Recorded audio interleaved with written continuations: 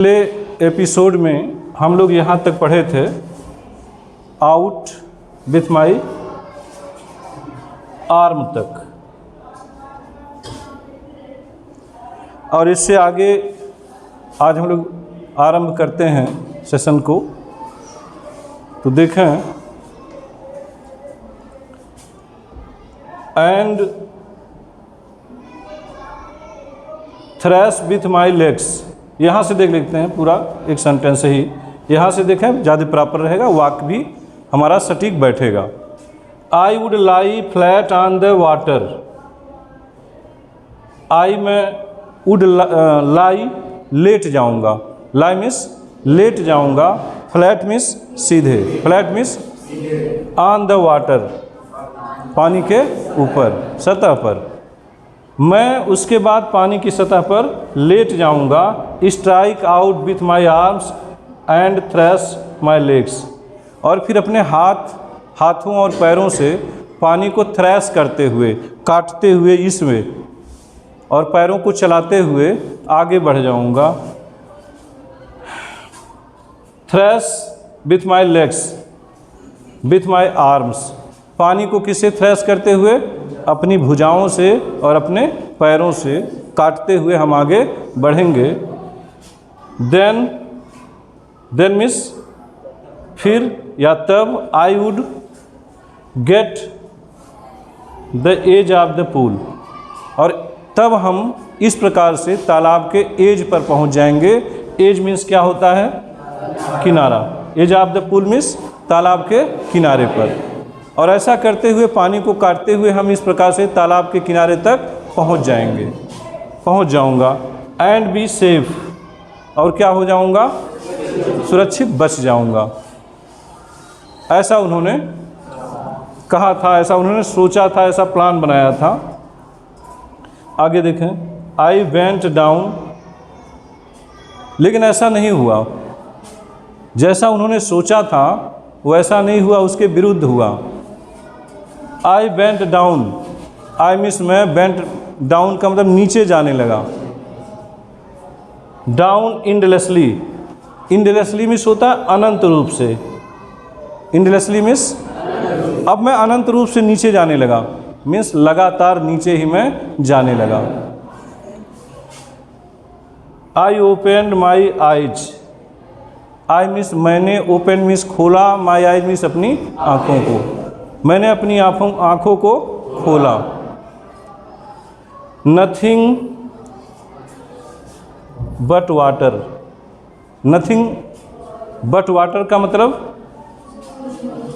पानी के अतिरिक्त कुछ नहीं था, पानी के सिवाय और अन्य कुछ नहीं था। ए येलो ग्लो, एक येलो मीन्स क्या होता है? पीला, ग्लो मीन्स चमकदार। डार्क वाटर, एक पीला चमकदार अंधकारपूर्ण पानी, ऐसा देखने को मिला। अंदर बताते हैं कि जब मैं जाने लगा तो देखा आँख से खोल करके, तो पानी कैसा दिखाई दिया? चमकदार तो लग रहा था, लेकिन पीला, आप देखते होंगे मटमैला जैसा दिखाई दे रहा था। तो चमकदार था और डार्क था, मतलब अंधकारपूर्ण था, उसके आर पार हम नहीं देख सकते थे। That one could not see through, पानी कैसा था? पीले चमकदार रंग का था। डार्क वाटर, अंधकारपूर्ण था। पानी कैसा था? अंधकारपूर्ण था। दैट की नो वन, कोई भी आदमी नहीं। ऐसे वन का मतलब बताए हैं इससे पहले भी कि वन का क्या मतलब होता है। ऐसे काउंटिंग में वन का मतलब एक होता है, लेकिन अगर हम लिटरेचर में देखें तो वन का मतलब होता है कोई भी व्यक्ति। वन का क्या मतलब? कोई भी व्यक्ति। और जनरली आप जानते हैं कि कभी भी कोई भी हेल्पिंग वर्ब जब आती है तो सब्जेक्ट के बाद ही आती है। Mohan does not play cricket, does क्या है? हेल्पिंग वर्ब है, मोहन के बाद आया। कैन क्या है? हेल्पिंग वर्ब है। I can play cricket, I can cross this river, तो यहाँ कैन क्या है? हेल्पिंग वर्ब है। हमेशा सब्जेक्ट के या तो बिफोर में आती है या तो सब्जेक्ट के, यही न होता है।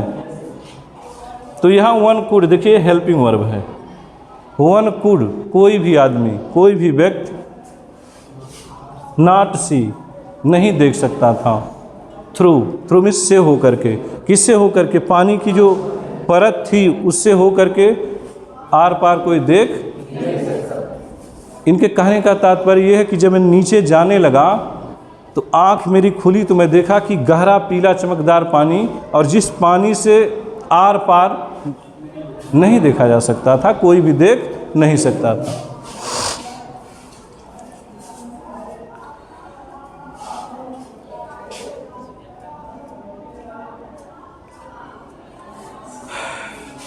And then a sheer stark terror, एक शुद्ध पूर्ण भय। स्टार्क, स्टार्क मीन्स आतंक, एक शुद्ध भयानक रूप लिए हुए आतंक, सीज्ड मी, घेर लिया, सीज मीन्स होता है घेरा, एक शुद्ध आतंक लिए हुए, टेरर मीन्स होता है आतंक, एक शुद्ध भय आतंक लिए हुए मुझे घेर लिया। टेरर वह आतंक, इसी से बना है टेररिस्ट। टेररिस्ट मीन्स क्या होता है? तो टेरर वह आतंक, टेरर दैट, वह आतंक, वह भय, नोज नो अंडरस्टैंड, ना जा सके, ऐसा आतंक, ऐसा भय मेरे मस्तिष्क में उत्पन्न होने लगा, मुझे अनुभव होने लगा। Terror that knows no control, ऐसा आतंक, ऐसा भय जिस पे अब कोई नियंत्रण नहीं किया जा सकता। Terror that one can understand who can not experienced, वह आतंक जिसे वह व्यक्ति अनुभव नहीं कर सकता, वह व्यक्ति बता नहीं सकता, हु हैज नॉट एक्सपीरियंस्ड, जिस भय को उसने अनुभव नहीं किया है। मतलब एक ऐसा भय जिसे केवल वही आदमी बता सकता था जिसने उसका अनुभव किया हो। मतलब अब डूबने का भय क्या होता है, कितने लोग अनुभव किए हैं? किए हैं डूबते समय? तो कैसा उस समय लगा था? ऐसे डूब रहे थे कि मतलब ऐसे खींच रहा है, ऐसा लगता ना कोई खींच रहा है। और इसमें एक लाइन आया भी है कि मुझे लगा कि अंदर से कोई मुझे खींच रहा है। तो डूबने का अनुभव कैसा होता है वही बता सकता है कि जो पानी में डूबा हो, और डूब के अगर वो डेड हो गया हो तो नहीं बता सकता, बताएगा? डूबते समय अगर उसको किसी ने बचा लिया है तो वह बताएगा कि जब हम पानी में जा रहे थे, डूब रहे थे, तो क्या हमारी स्थिति थी, मैं कितना भयाक्रांत था, कितना डरा और कितना घबराया था। तो यही लिखा यहाँ पर, the terror that no one can understand, उस भय को, उस आतंक को वह आदमी नहीं बता सकता जिसने उसका अनुभव, हु हैज नॉट एक्सपीरियंस, जिसने उसका अनुभव नहीं किया है।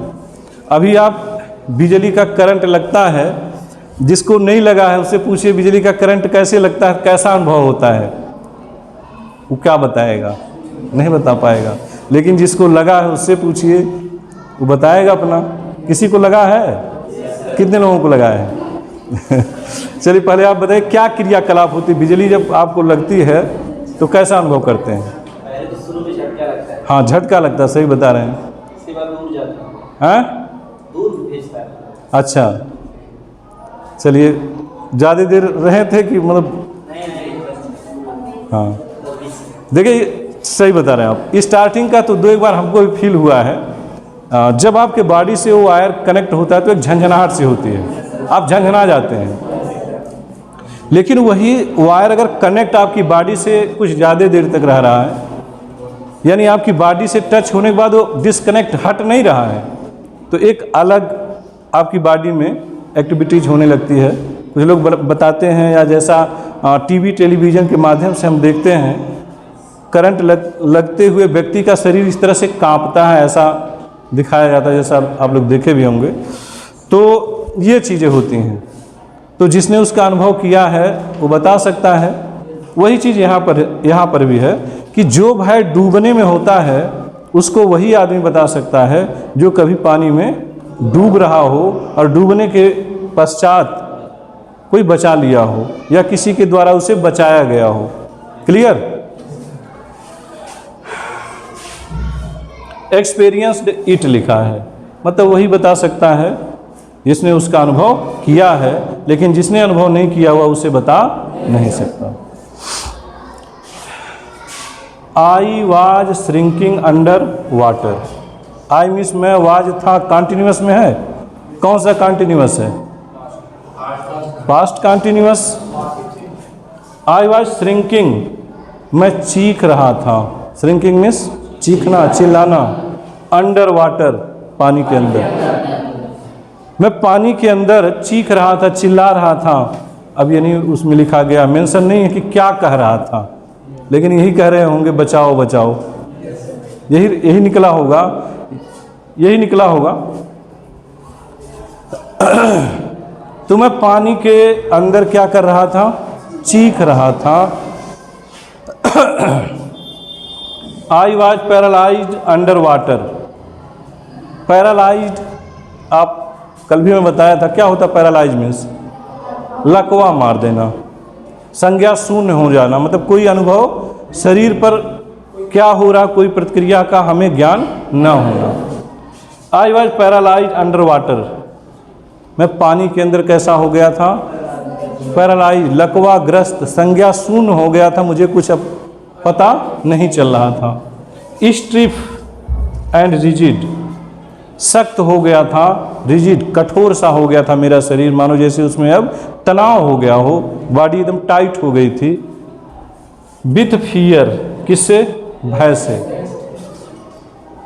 अब भय यही था कि अब बचने का कोई चांस नहीं है।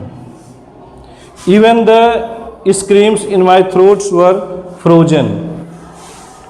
इवन मिस भी, स्क्रीम्स मिस चीखें जो बाहर निकलनी चाहिए, इन माई थ्रोट्स। थ्रोट मिस क्या होता है? गला। गले में क्या हो गई थी? वर फ्रोज, फ्रिज जानते हैं? फ्रिज क्या कर देता? किसी वस्तु को रखेंगे तो वो जमाने का काम करता है। तो मेरी आवाज़ जो थी वो फ्रोजन हो गई थी। फ्रोजन मीन्स जम गई थी। फ्रीज, फ्रोज, फ्रोजन हो गई थी, यानी जम गई थी। कहाँ जमी थी? इन माई थ्रोट, गले के अंदर।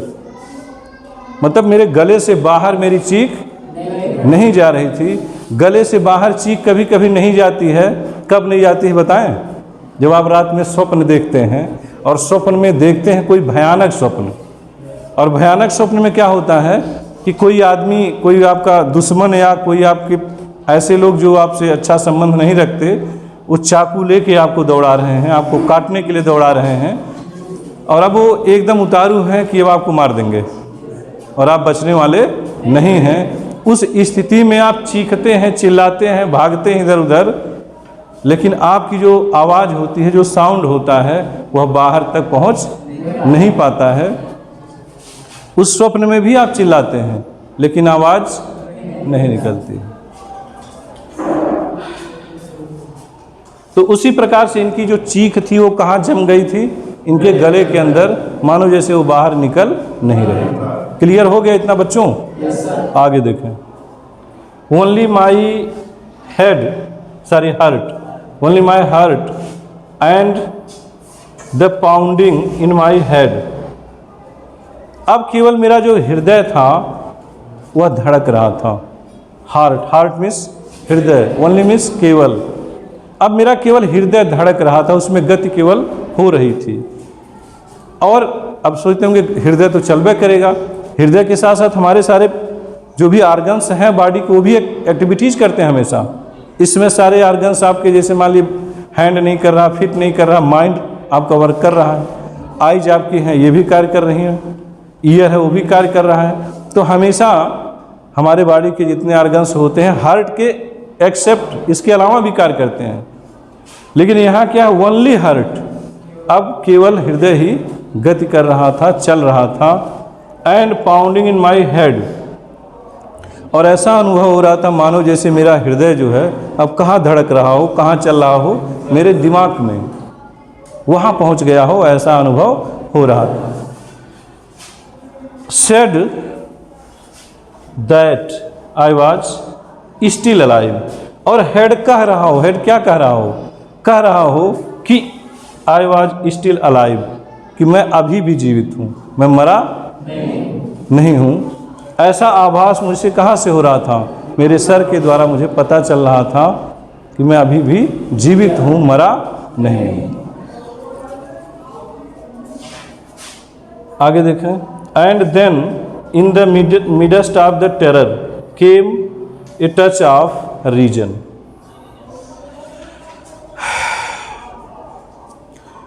And then in the midst, midst का मतलब मध्य में, मिडेस्ट मीन्स मध्य में, किसके मध्य में, ऑफ द टेरर, भयभीत था ही मैं, डरा हुआ था, उसी डर के बीच में केम ए टच ऑफ रीजन, तभी मुझे एक समझ आई, एक विचार आया, मेरे अंदर एक विचार आया, एक समझ आई।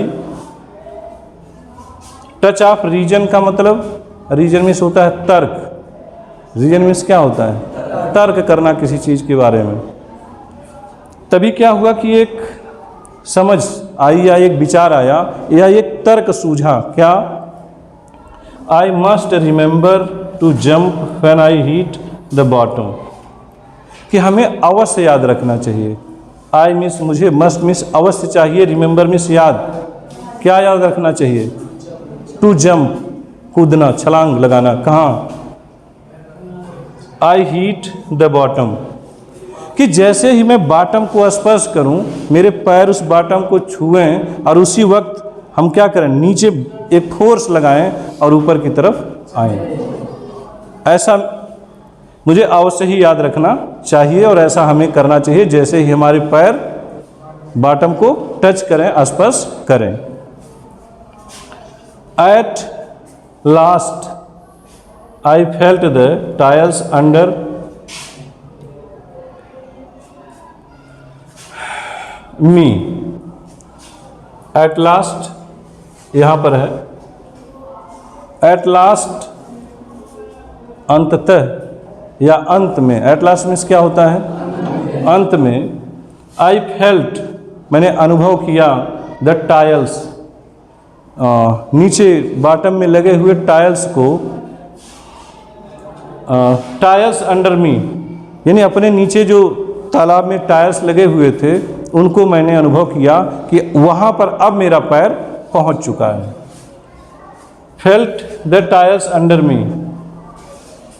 माई टूज रीच्ड आउट, मेरी टूज, टूज मीन्स पैर की अंगुलियाँ, टूज मीन्स क्या होता है, पैर की अंगुलियों को टूज बोला जाता है, टू, टी-ओ-ई, टी-ओ-ई, टू मीन्स पैर की अंगुलियाँ, और यस लग जाएगा तो टूज हो जाएगा। और हैंड की अंगुलियों को फिंगर बोलते हैं, क्या बोलते हैं, फिंगर बोलते हैं। तो यहाँ क्या लिखा है, फिंगर नहीं लिखा है, माई टूज, मेरी अंगुलियाँ अर्थात मेरी पैर की अंगुलियाँ, रीच्ड आउट, रीच्ड आउट मतलब पहुँच गई, कहाँ पर, तली पर, टायल्स के पास। एज इफ मानो जैसे, to grab them, as if का मतलब मानो जैसे कि उनको अब क्या करें, ग्रैब कर ली, पकड़ ली, स्पर्श कर ली। I jumped with my everything I had, I jumped मैंने छलांग लगाया, जंप्ड मीन्स ऊपर की नीचे, ऊपर नीचे नहीं जा पाएंगे, क्यों, नीचे तो बॉटम था ना, तो आई जंप्ड मैंने छलांग लगाया, विथ एवरीथिंग, एवरीथिंग का क्या मतलब, सब कुछ, आई हैड, सब कुछ जो मेरे पास था उसके साथ मैंने छलांग लगाया। तो हमारे पास सब कुछ क्या था भाई, जो भी एनर्जी बची हुई थी, जो भी शक्ति बची थी, उस पूरी शक्ति के साथ मैंने क्या किया, ऊपर की तरफ जंप लगाया, कूदा। तो रिजल्ट क्या आया, but the jump made no difference, no difference हुआ, यानी जंप में कोई अंतर, क्योंकि ऊपर बता चुके हैं कि मेरे हाथ पैर क्या हो गए थे, संज्ञा शून्य हो गए थे। देखिए आदमी दो तरह से काम करता है ऊपर बताया कि सख्त और कठोर हो गए थे, संज्ञा शून्य हो गए थे। अब वो जो कार्य करने की क्षमता होनी चाहिए उन पैरों में अब वो काम करने की क्षमता नहीं रही थी, ऊपर बताया है ये। लेकिन आदमी दो तरह से कार्य करता है, एक तो शक्ति भरपूर है, सारी चीज़ें फिट फाट हैं, स्थितियां अनुकूल हैं, उस स्थिति में काम करेगा तो जाहिर सी बात है कि उसका रिजल्ट अच्छा आएगा। एक स्थिति होता है खाली मन से काम करना। आप अपने घरों पर बूढ़े बुजुर्गों को देखते होंगे कि जो एकदम वृद्ध हो चुके हैं, बूढ़े हो गए हैं, हाथ पैर उतना काम नहीं करते जितना आप लोगों के करते हैं या उनके जितना पहले करते थे, लेकिन मन से वो तनिको हारे नहीं हैं, वो मन से पूरा काम करना चाहते हैं और घर के लोगों को भी टाइट किए रखते हैं कि तुम ये नहीं कर रहे हो, वो नहीं कर रहे हो। पूरा कार्य के लिए वो आपको कहीं ना कहीं डांटते रहते हैं, फटकारते रहते हैं, ये काम ऐसे हो रहा है, वैसे हो रहा है, करते हैं नहीं करते हैं। लेकिन वो क्या होता है, वो मन से काम कर रहे होते हैं, शरीर कमज़ोर हो चुकी होती है, अब उस तरह काम करने की क्षमता, तो किससे काम करते हैं वो, मन से। तो ऐसे यहाँ है but the jump made no difference, लेकिन उस जंप का कोई असर नहीं हुआ, कोई फर्क नहीं पड़ा। The water was still, still means क्या होता है, शांत, स्थिर। जल कैसा था, शांत था, एकदम स्थिर था, उसमें कोई हलचल नहीं हो रही थी। अराउंड मी, मेरे चारों तरफ, अराउंड मी मीन्स कहते मेरे चारों तरफ का जो जल था वो कैसा था, एकदम शांत था। I looked for ropes, ladders, water wings. कहते हैं कि जंप का जो मेरी एक्टिविटी थी, जंप मारूंगा ऊपर सीधे पहुंच जाऊंगा, वो मैं डायरेक्ट सीधे नहीं पहुंचा, बल्कि बहुत धीमी रफ्तार से ऊपर आया। ये चीज़ यहाँ मेंशन नहीं है, लेकिन इन्होंने कहा था कि धीरे धीरे मैं ऊपर आया। कभी भी लोग जब पानी में डूबते हैं तो 2-3 बार डूबने की प्रक्रिया होती है, और हमारे देहात में, गाँव में कहा जाता है गंगा जी फेंक रही हैं, वो 4-5 बार फेंकती हैं कि कोई बचाने वाला होगा बचा लेगा, लेकिन ऐसा कुछ नहीं है। इसमें कुछ वैज्ञानिक अपना वो है मत कि उस कंडीशन में 3-4 बार आदमी नीचे जाता है, ऊपर जाता है, नीचे जाता है, ऊपर जाता है, और जब पूरी तरह से उसके लंग्स वाटर फिल हो जाते हैं, पेट में वाटर फिल हो जाता है, तो लास्ट में जब वो एकदम वेटेड हो जाता है तब नीचे जा कर के बैठ जाता है। और नीचे जाके बैठने के कुछ समय के बाद जब वो फुल्ली डाइड हो जाता है, पूर्णतः मर जाता है, तब उसकी बॉडी क्या हो जाती है, ऊपर आ जाती है। आप लोगों ने देखा होगा। Not only human beings for this activities, केवल मनुष्य के लिए ही ऐसा नहीं है, जितने भी जीव जंतु जो पानी में डूब करके मरते हैं, चाहे आप छोटे एग्जाम्पल में देख लीजिए, मेढक, मछली, जितने भी जो जलचर हैं, वो भी, मछलियों का भी मरने के पश्चात आप देखते होंगे कोई उसमें पॉइजन डाल दिया, मर करके सब ऊपर आ गई हैं। मेढक मरे हैं तो ऊपर होता नहीं होता है। तो आगे देखें आप लोग, तो ये धीरे धीरे जब ऊपर आ रहे थे, ऊपर आने के बाद आई लुक्ड फॉर, मैंने सर्च किया। क्या सर्च किया, रोप्स, रस्सियों को, कि ऊपर रस्सी हो पकड़ लूँ। लैडर्स, सीढ़ियों को, सीढ़ी कहाँ, किनारों पर सीढ़ी होते थे ना निकलने के लिए। तरण तालों में आप देखेंगे सीढ़ी किनारे बना होता है, चढ़ने के लिए, उतरने के लिए। मैंने क्या खोजा, लैडर्स, सीढ़ियों को खोजा। वाटर विंग्स, जल पंखों को खोजा। नथिंग बट वाटर, मुझे कुछ नहीं मिला, मतलब पानी के सिवाय वहाँ मुझे कुछ, न तो जलपंख मिला, न रस्सी मिली, न लैडर मिला, मतलब कोई भी चीज़ वहाँ पर हमें नहीं मिली। A mass of yellow water held me. A mass means बड़ा भाग, ए मास में से एक बड़ा भाग, ऑफ येलो वाटर, पीले जल का। पीले जल की एक बड़ी राशि, बड़ी मात्रा, बड़ा भाग। हेल्ड मी, होल्ड मीन्स क्या होता है? होल्ड, पकड़ना, उसी का सेकंड फॉर्म हेल्ड, पकड़ लिया। पीले जल की एक अपार राशि ने मुझे पकड़ लिया। अंदर पानी कैसा था? पीला था। तो कहते हैं पीले जल की अपार राशि, जल का जो भंडार था उसने मुझे पकड़ लिया। Stark terror took even an deeper hold on me, और वह जो भयानक आतंक था, even deeper hold on me, अब वह मेरे ऊपर, डीप मीन्स क्या होता है? गहरा, और डीपर मीन्स और ज़्यादा। Hold on me, hold means पकड़ बना लिया। वो जो भयानक आतंक था, भयानक भय था, अब मुझे और गहराई से जकड़ लिया, पकड़ लिया कि अब मेरा बचना मुश्किल है। कैसे पकड़ा वो? लाइक तरह a great charge of electricity,